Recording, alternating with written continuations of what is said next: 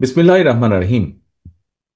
বিএনপির ওয়েবসাইটের মাধ্যমে অনলাইন পেমেন্ট গেটওয়ে কার্যক্রমের আজকের এই উদ্বোধনী অনুষ্ঠানের সম্মানিত সভাপতি জনাব মির্জা ফখরুল ইসলাম আলমগীর, মঞ্চে উপস্থিত সম্মানিত স্থায়ী কমিটির সদস্য সহ সম্মানিত কেন্দ্রীয় নেতৃবৃন্দ, আমার সামনে উপস্থিত সম্মানিত অতিথিবৃন্দ এবং অনলাইনে সম্পৃক্ত পৃথিবীর বিভিন্ন দেশ থেকে উপস্থিত নেতৃবৃন্দ এবং সহকর্মীবৃন্দ, আসসালামু আলাইকুম।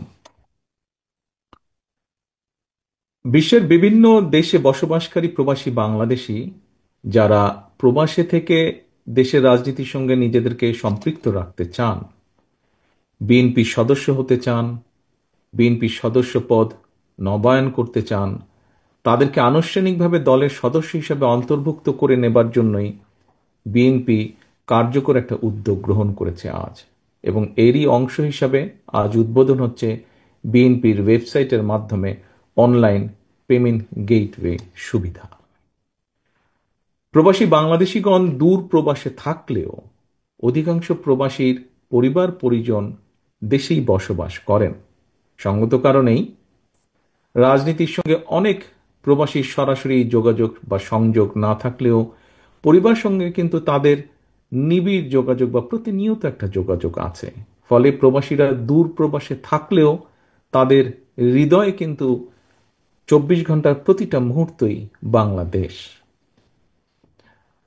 সুতরাং যেসব প্রবাসী বাংলাদেশিগণ সংশ্লিষ্ট দেশের বিধিবিধান মেনে বাংলাদেশের রাজনীতির সঙ্গে নিজেদেরকে সম্পৃক্ত রাখতে চান, তাদের জন্য সেই সুযোগ অবারিত থাকা প্রয়োজন বলে আমরা মনে করি। এবং সেই বিবেচনায় প্রবাসীদেরকে সহজেই রাজনৈতিক দলের সদস্য করার ক্ষেত্রে বিএনপির এই উদ্যোগ একটি ইতিবাচক উদ্যোগ হিসেবেই আমরা বিবেচনা করি। উপস্থিত সম্মানিত নেতৃবৃন্দ, অতিথিবৃন্দ, প্রিয় সহকর্মীবৃন্দ, বিশ্বের বিভিন্ন দেশে কম বেশি প্রায় 1.5 কোটি প্রবাসী বাংলাদেশী বসবাস করছেন। চাকরি কিংবা পেশাগত কারণে অনেকে যেমন প্রবাসী হয়েছেন, ঠিক একইভাবে বিগত 15-16 বছরে কেউ কেউ ফ্যাসিস্টের রোশনালে পড়েও প্রবাসী হতে বাধ্য হয়েছেন। এইসব প্রবাসী বাংলাদেশিদের অনেকেই বিগত 1.5 দশকেরও বেশি সময় ধরে চলা বাংলাদেশের ফ্যাসিবাদ বিরোধী আন্দোলনে বিভিন্নভাবে যার যার অবস্থান থেকে অত্যন্ত সোচ্চার ভূমিকা রেখেছেন। দেশে গণতন্ত্র এবং মানবাধিকার প্রতিষ্ঠার আন্দোলনে নিরলস ভূমিকার জন্য আমি প্রবাসীদেরকে জানাই, প্রবাসী সকল ভাই বোনদেরকে জানাই আন্তরিক অভিনন্দন। প্রিয় প্রবাসী বাংলাদেশি ভাই বোনেরা, বিশ্বায়নের এই সময়ে বিশ্বের এক দেশের মানুষ অন্য দেশে চাকরি, ব্যবসা, বাণিজ্য কিংবা বসবাস করবেন, এটি বিশ্ব সমাজের বর্তমানে একটি স্বাভাবিক নিয়মই বলা যায়। তবে নানা বাস্তবতায় প্রবাসে থাকলেও কেউ যেন জন্মভূমি সবৃদ্ধি ভূমিকায় লিপ্ত হতে না পারেন, এই ব্যাপারে দেশপ্রেমিক প্রতিটি বাংলাদেশীর সতর্ক এবং সজাগ থাকা অত্যন্ত প্রয়োজন, বিশেষ করে বর্তমান অবস্থায়। প্রবাসী বাংলাদেশি ভাই বোনেরা লাখো প্রবাসী দূর প্রবাস থেকে কষ্ট করে মাথার ঘাম পায়ে ফেলে বাংলাদেশে রেমিটেন্স পাঠান। আপনারা জিডিপিতে রেমিটেন্সের অবদান এই মুহূর্তে 6 থেকে প্রায় 7%। সুতরাং দেশে প্রবাসীদের পরিবার এবং তাদের অর্থ সম্পদের নিরাপত্তা নিশ্চিত করা রাষ্ট্রের অন্যতম বিশেষ দায়িত্ব বলে আমরা মনে করি। প্রবাসী বাংলাদেশিগণ দীর্ঘদিন থেকেই জাতীয় নির্বাচনে ভোট প্রদানের অধিকার এবং সুযোগ চেয়ে আসছিলেন। আসন্ন নির্বাচনে তাদের সেই আশা অনেকাংশেই পূরণ হতে যাচ্ছে। এবারই প্রথমবারের মতন বিভিন্ন দেশের প্রায় 50 লক্ষের মতন প্রবাসী আসন্ন জাতীয় নির্বাচনে ভোটদানের সুযোগ পাচ্ছেন।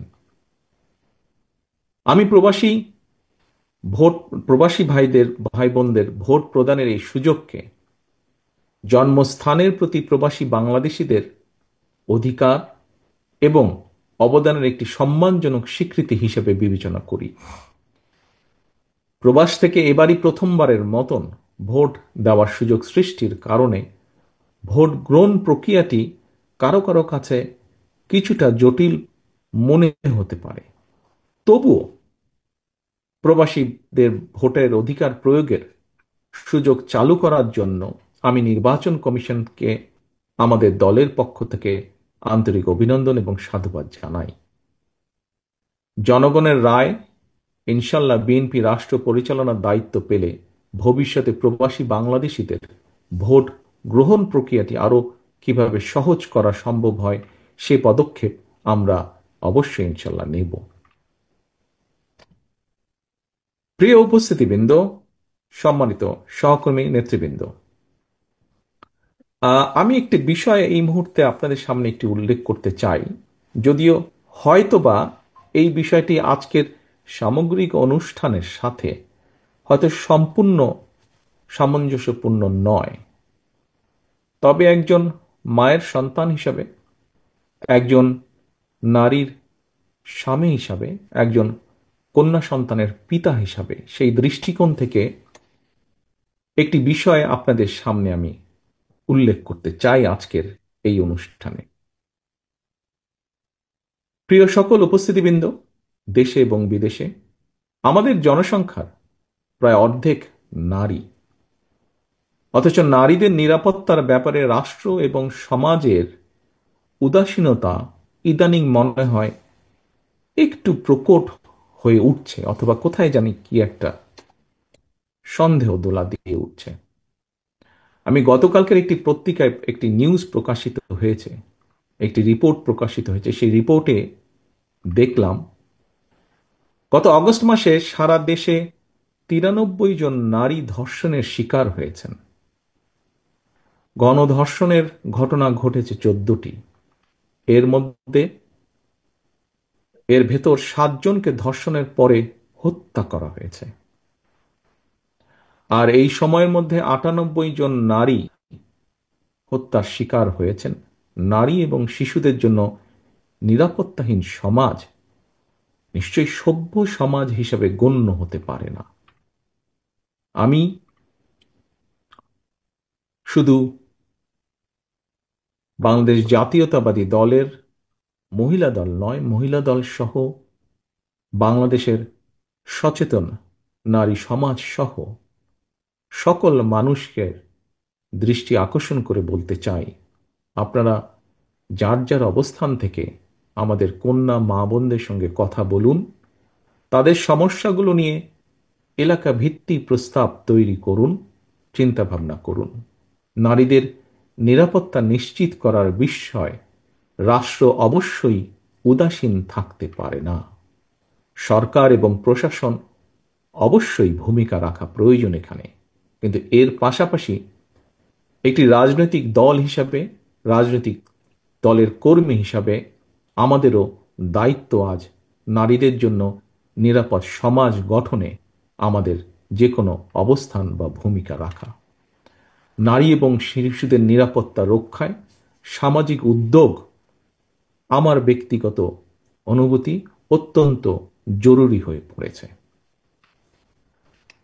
সম্মানিত সকল উপস্থিতিবৃন্দ, নেতৃবৃন্দ, এবার আমি দেশে প্রবাসে বিএনপি তথা বাংলাদেশের জাতীয়তাবাদী শক্তির প্রতিটি নেতাকর্মী, শুভাকাঙ্ক্ষী, সমর্থকদের উদ্দেশ্যে দু একটি কথা বলতে চাই।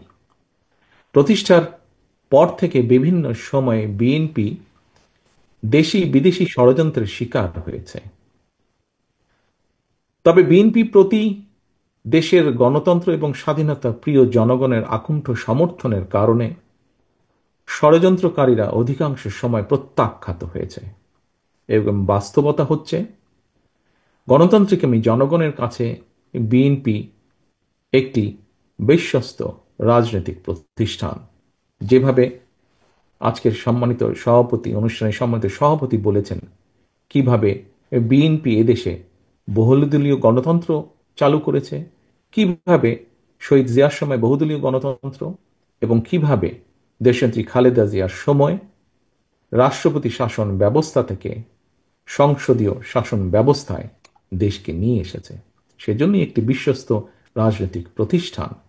বিএনপি গণতন্ত্রকামী জনগণের কাছে যুগের পর যুগ ধরে জনপ্রিয়তার যে এই ধারা, এটি বিএনপি ধরে রেখেছে, ধরে রাখার চেষ্টা করেছে।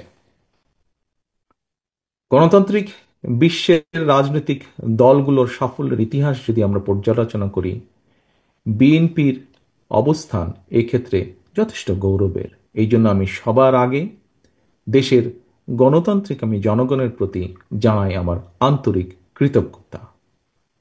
বিএনপির প্রতিষ্ঠাতা স্বাধীনতার ঘোষক শহীদ জিয়ার প্রতি জানায় বিনম্র শ্রদ্ধা। একই সাথে বিএনপির এই গৌরবজনক পথ চলায় mother of democracy Begum Khaleda জিয়ার প্রতিও আমাদের অশেষ কৃতজ্ঞতা। দেশনেত্রীর সম্মানী নেতৃত্ব, ব্যক্তিত্ব বিএনপিকে পৌঁছে দিয়েছে বাংলাদেশের প্রতিটি জনপথে, প্রতিটি ঘরে ঘরে। বিএনপির গৌরবের এই দীপ্ত মশাল ঊর্ধ্বে তুলে সামনে এগিয়ে চলা আমাদের প্রতিটি নেতাকর্মীর পবিত্র দায়িত্ব। প্রিয় নেতাকর্মী, শুভাকাঙ্ক্ষী, সমর্থকবৃন্দ, এইসব কথাগুলো বলার পেছনে নিঃসন্দেহে একটি কারণ রয়েছে। শুধুমাত্র বিএনপির বিজয় ঠেকাতে গিয়ে পতিত পরাজিত পলাতক স্বৈরাচার দেশে ফ্যাসিবাদ কায়েম করেছিল। দেশের নির্বাচনী ব্যবস্থাকে বিগত 15 বছরে সম্পূর্ণভাবে ধ্বংস করে দিয়েছিল। উদ্বেগ এবং আশ্চর্যের বিষয় হচ্ছে, ফ্যাসিবাদ মুক্ত বাংলাদেশেও বর্তমানে বিএনপির বিজয় ঠেকাতে সংঘবদ্ধ অপপ্রচার এবং অপকৌশল দৃশ্যমান হতে শুরু করেছে। তবে আমি দৃঢ়ভাবে বিশ্বাস করি, জাতীয়তাবাদী শক্তিতে বিশ্বাসী, বাংলাদেশি জাতীয়তাবাদী শক্তিতে বিশ্বাসী প্রতিটি মানুষ, আপনারা যদি ঐক্যবদ্ধ থাকেন, তাহলে কোনো ষড়যন্ত্রই বিএনপিকে জনগণ থেকে বিচ্ছিন্ন করতে পারবে না ইনশাল্লাহ। পতিত পরাজিত পলাতক স্বৈরাচারের শাসন আমলে জনমনে জাতীয় নির্বাচন নিয়ে কোনোই আগ্রহ ছিল না। আর বর্তমান অন্তর্বর্তীকালীন সরকারের সময় জনমনে কোনো কোনো ক্ষেত্রে জিজ্ঞাসা বাড়ছে, যথাসময়ে কি নির্বাচন হবে? কিন্তু প্রিয় উপস্থিতিবৃন্দ, এমন তো হবার কথা ছিল না। নির্বাচন অনুষ্ঠান নিয়ে জনমনে সৃষ্ট সংশয়, সন্দেহ গণতন্ত্রের উত্তরণের পথকে হয়তোবা সংকটপূর্ণ করে তুলতে পারে।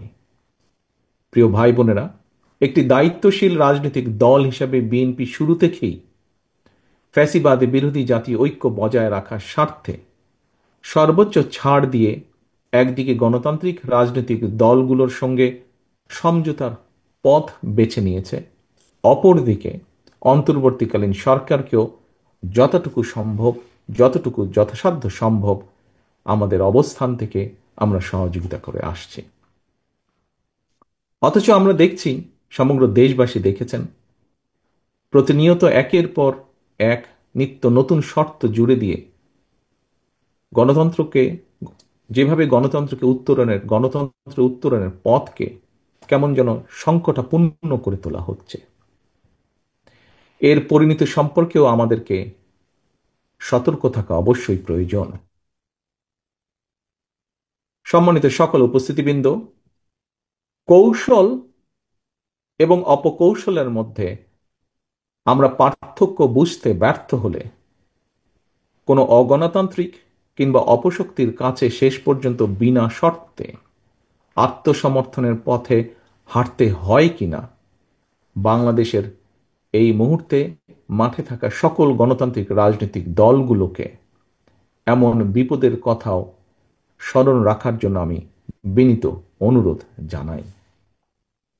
প্রিয় ভাই বোনেরা, অন্তর্বর্তীকালীন সরকার আগামী ফেব্রুয়ারি মাসে জাতীয় নির্বাচন অনুষ্ঠানের সিদ্ধান্ত জানানোর পর নির্বাচন কমিশন যথাসময়ে নির্বাচনের তফসিল ঘোষণা করবেন।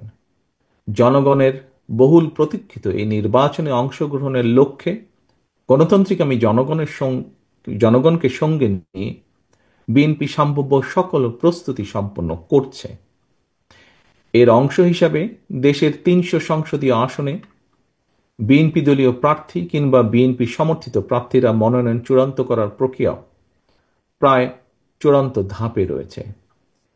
জনসমর্থিত এবং জনপ্রিয় দল হওয়ার কারণে প্রতিটি নির্বাচনী আসনে বিএনপির একাধিক যোগ্য প্রার্থী মনোনয়ন প্রত্যাশা করছেন, করাটাই স্বাভাবিক।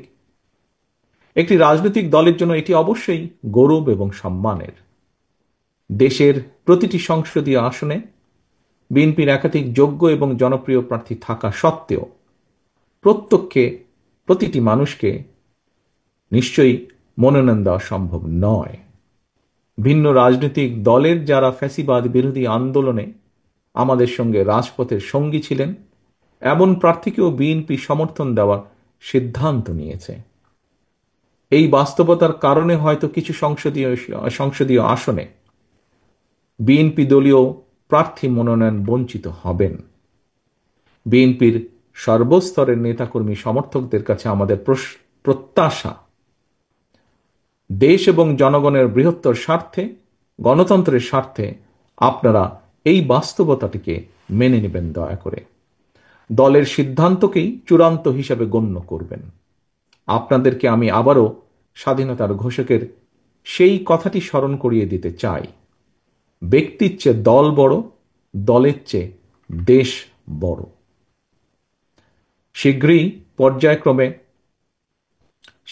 পর্যায়ক্রমে বিভিন্ন আসনে বিএনপির মনোনীত দলীয় প্রার্থীদের নাম আমরা জানিয়ে দেব দলের পক্ষ থেকে। দল যাকে যে আসনে নমিনেশন দেবে বা দেয়, অনুগ্রহপূর্বক তাকে বিজয়ী করে আনার জন্য ঐক্যবদ্ধভাবে প্রত্যেকে বাংলাদেশ জাতীয়তাবাদী শক্তিতে বিশ্বাসী প্রতিটি মানুষ দয়া করে কাজ করবেন। মনে রাখবেন, আপনাদের চারপাশে সুপ্ত আকাঙ্ক্ষা নিয়ে গুপ্ত স্বৈরাচার কিন্তু ওত পেতে রয়েছে।